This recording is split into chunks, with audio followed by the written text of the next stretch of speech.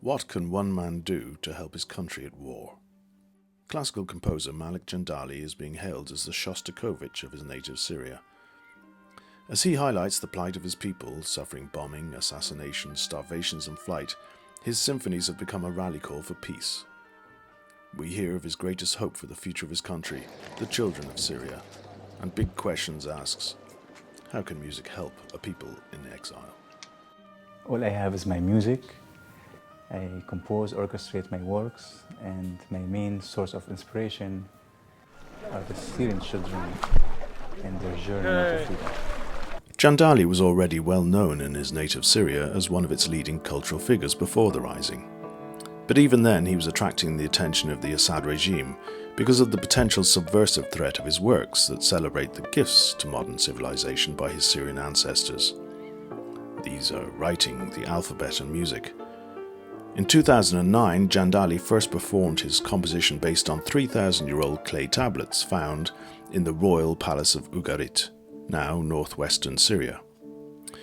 These cuneiform impressions found on the tablets are recognized as the oldest musical notation in the world, and are the inspiration for his symphony, Echoes from Ugarit.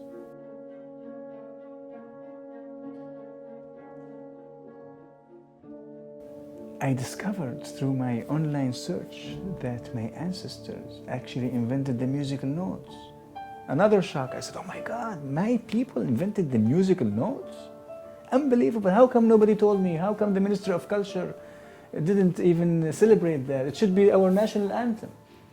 No, it was banned because Syria is Syria dictatorship, not Syria of the Syrian people, not Syria of Jesus or the Syrian people or the Silk Road or the Jewish people or the Christian people. No, Syria is for Assad, not Syrian people. There is no parliament. There is no Ministry of Culture. Every classroom in Syria has a dictator's picture, every classroom. Every theater. I remember one time I was doing some light settings before my concert and I wanted just to have a spot light on my piano. I said, please, only dark room, one spot light on my piano. And all of a sudden, I have two lights, one for Assad the father and one for Assad the son. We have two Assads. I said, no, please, I need total darkness, only spot on the piano because this is a piano concert. I said, oh my God, no, we don't have the ability to switch those lights. Not allowed. In February 2011, I was actually in Damascus. I had a concert planned at the Opera House in Cairo and Alexandria. It was cancelled due to what's going on in Egypt. People were in Tahrir Square, so I decided to go visit my family. And I witnessed the first peaceful revolution and the peaceful demonstrations in the streets of Damascus. And I witnessed firsthand how what's called the security forces capturing the students and the peaceful journalists and professors and people into their buses to the prisons. I saw that firsthand. And then I flew back to the US and I saw on the internet the horrific images of these children being tortured in Daraa. And it happened that I had a concert planned already in New York, and I performed in this concert only the melody of Watani Ana at the time, because I didn't have lyrics. I'm not a songwriter. I'm just a musician, a composer. So at the end of the concert, I performed the melody for the children of Syria. So I was witnessing firsthand the torture of the children, of my people, and then it escalated into snipers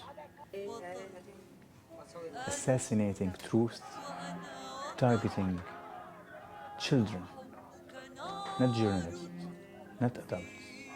They wanted to target the children so the mother can go crazy and then say, look, she doesn't deserve freedom, she's screaming. Same thing with the father, same thing with the journalist. I released it, I was disinvited, and it was rejected. In July 2011, Jandali took his protest to Washington.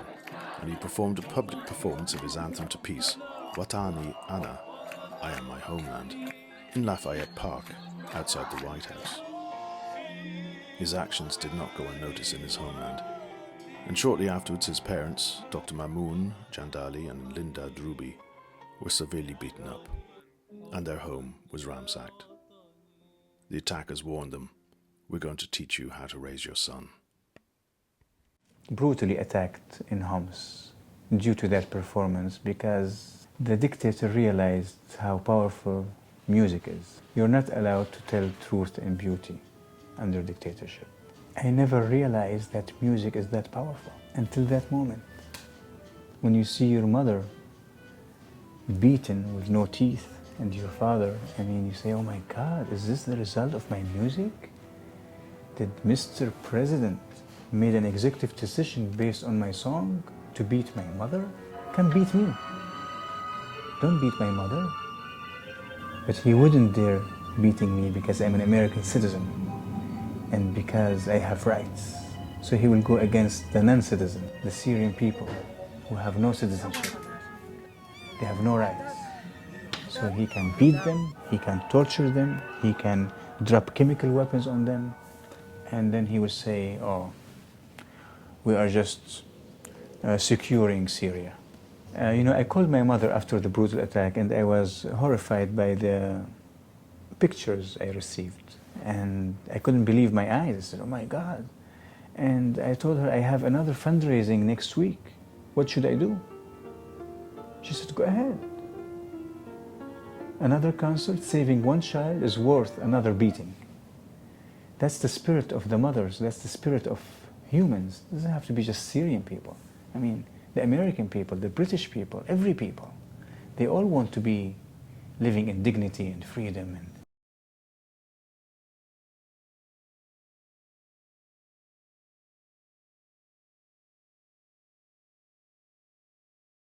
In the same year, a series of protests by ordinary people swept like wildfire across the Middle East in what became known as the Arab Spring.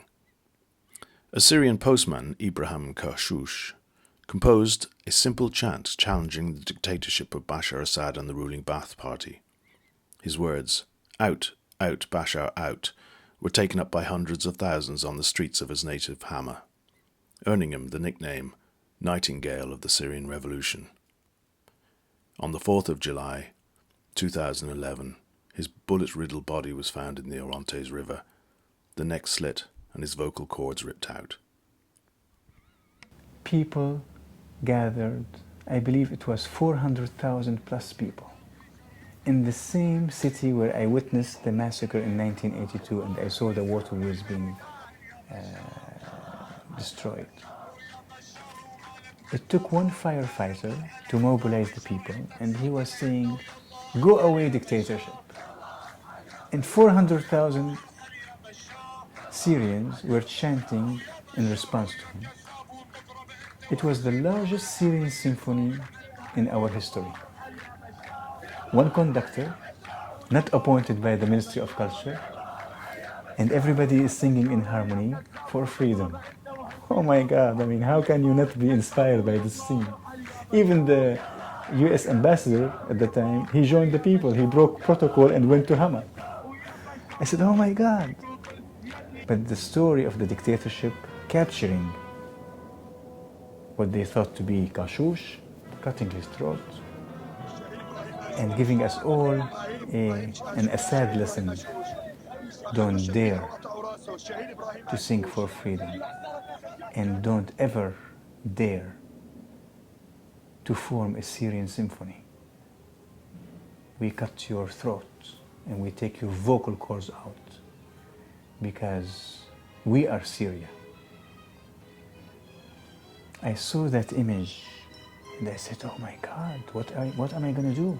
I kept the lyrics with the people. I took the melody that he used and transformed it into a symphony called the Freedom Kashush Symphony for his name. And that was in my album Emesa, which is the ancient Roman name of Homs.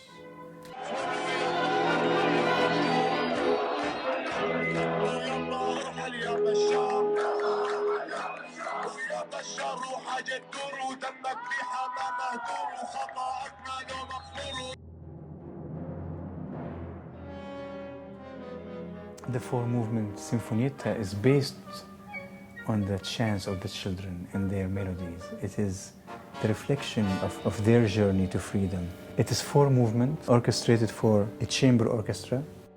What I tried to do in that Sinfonietta, the Luminosity, is to preserve the beautiful melodies of Syria, Aleppo, the Silk Road, Damascus, Homs, the children, in a symphonic form, to eternalize their message and to present it to the universe without any agendas, without any lyrics, as a Sinfonietta for luminosity. It is their symphony for peace. It is their symphony for hope. I'm so lucky that I have this opportunity to be their voice. It's amazing that he's still doing that for the children of Syria, and he still didn't give up yet after 5 years. I was emotional at the beginning. I had some tears. It's 5 years, and we're still trying to, do something for the Syrian children. Music always touches people's hearts, so I think people are moved by music. So maybe you hope that they will, after listening to this music, they will search and see what's going on. I decided to go and visit the people in Syria, visit the children in the refugee camps. I saw the hope, the perseverance, the love, the pure human spirit in the children. It's not yet polluted by dictatorship. They are not memorizing the speeches of dictatorship like I used to memorize. So they're pure. I know it's an ugly and difficult reality in the refugee camps and diseases, but they're free. And our duty as humans is to embrace these children so we can have bright futures. We can have inventors like we used to have and we still have. So we can have musicians, so we can have peacemakers, because their message is peace. And once more, those are children, nothing else. The truth of the matter is he's destroying the beauty of Syria and eradicating my cultural identity, the Silk Road, the beauty, the diversity, and the human spirit of Syria. But I'm hopeful, because the Syrian children are full of hope, and they are sacrificing their lives to go and search for freedom, even in the oceans, even in the Mediterranean Sea. And they are excelling in Europe, and they are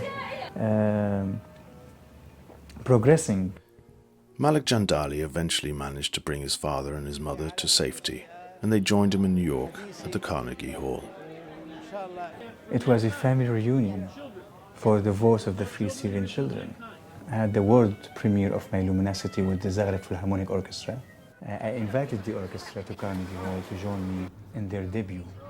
And I am honored to be part of it as an artist and to attempt and utilize all my knowledge, all I have is music.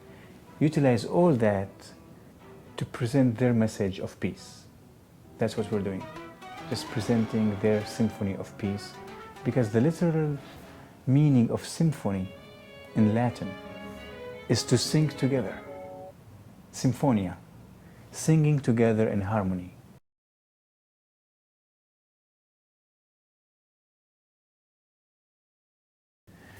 My ancestors happened to be the inventors of music notation.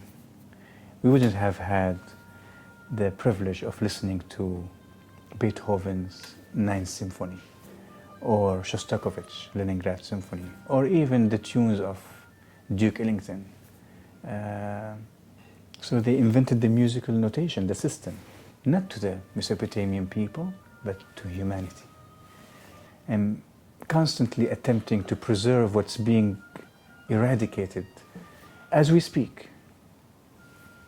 Churches where you can hear the Lord's Prayer in Aramaic are being destroyed as we speak. This is Jesus' language. This is an altar where Jesus Christ himself touched. This is a crime against humanity, not against the Syrian people. From that perspective, humanity should unite together to stop that crime.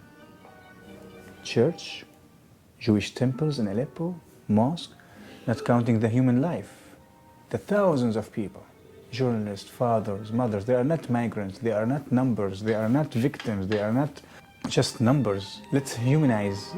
And even today we have inventors, you know, Steve Jobs, my cousin, his father is from Syria. He invented the iPhone, the iMac, Apple, big star. And the question, how many inventors are we losing today? How many children could have been people who adapted the typewriter or invented the computer or invented the alphabet? I believe the most powerful thing in nature is water, the universe, the ocean, the rivers, the Nile River. We wouldn't have had the pyramids without the Nile River. The peace treaty was crafted and documented on the banks of the Asi River in Homs. So it always takes life to change and preserve life. And music is the water of life.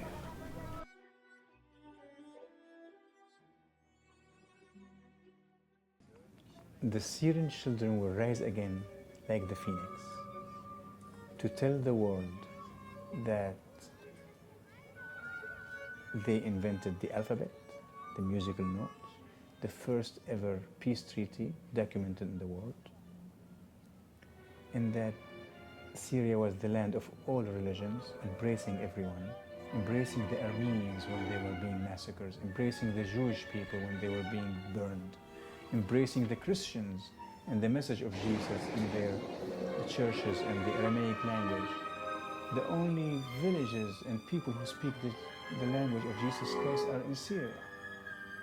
And that's a proof that the Syrian people embraced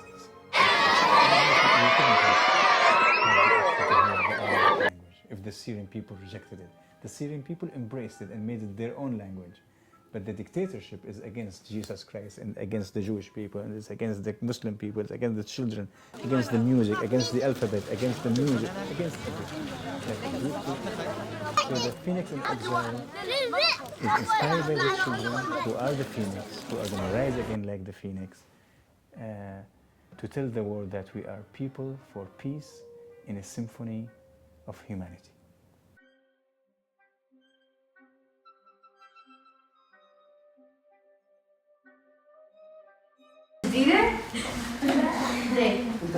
مرحبا مرحبا يا شباب.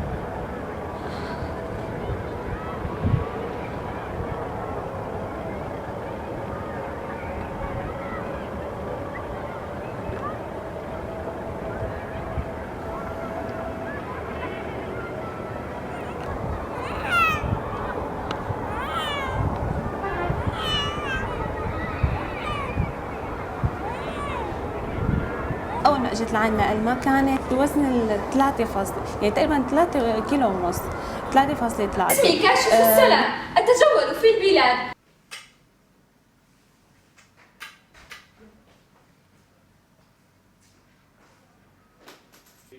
نحن مشان العنوان كتبناها كم مرة بس.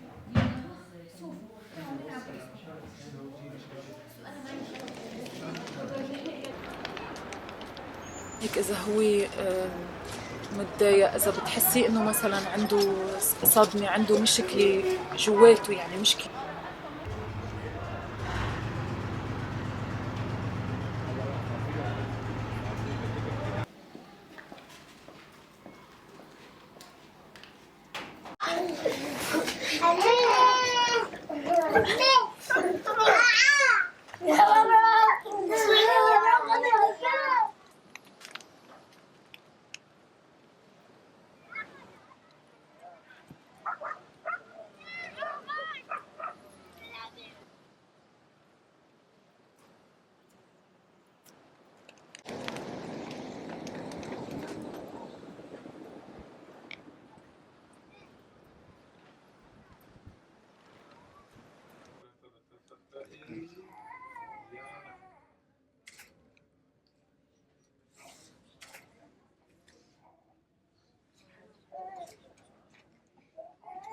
شوي بيرتعبوا، بس هلا شوي شوي عم يتأقلموا.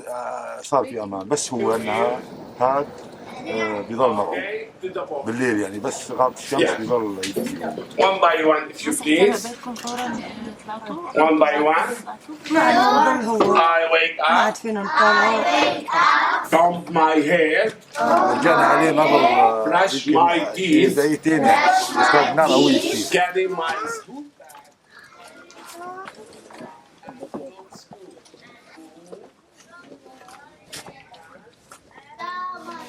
Wash my face take my breakfast. Good. Wash my face.